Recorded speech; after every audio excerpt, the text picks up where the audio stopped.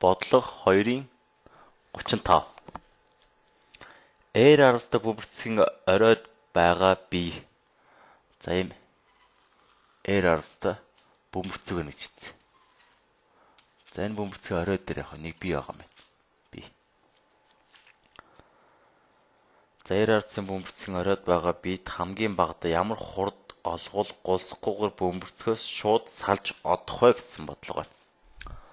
За энэ бид бүгдээрээ нэг V хурд өгсөн гэж үзье. V хурд ишээ чиглэсэн. За одоо энэ биедээ үүсэж байгаа хүчийг нь зуръя. За энэ бид хөндийн хүч x доош нь mg.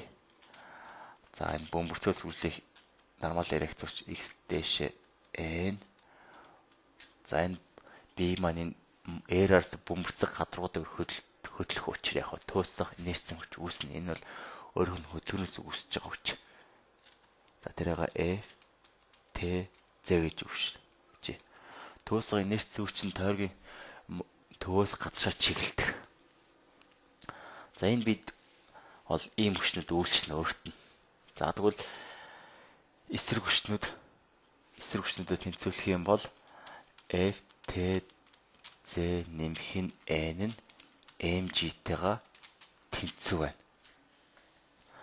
За хамгийн багадаа ямар хурд өгвөл би бөмбөрцөөр гусахаар салах вэ гэсэн. За салах нөхцөлийг тооцох учир салах үед яг энэ бөмбөрцөд үүсэх нормал хүч нь тэг болно. За тэгвэл F T Z тэнцүү mg-тэй болчихно. За эндээс хурдаараа төөсөх инерц хүчийг илэрхийлэх юм бол m v квадрат хуваах нь r тэнцүү mg. Эндээс массууд хураагдаад хурдыг олох юм бол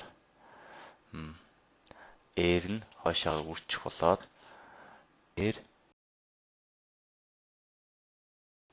за тэг квадрат язгуур авахаар хамгийн багадаа язгууртаа gr гэсэн хурд гэх юм бол энэ би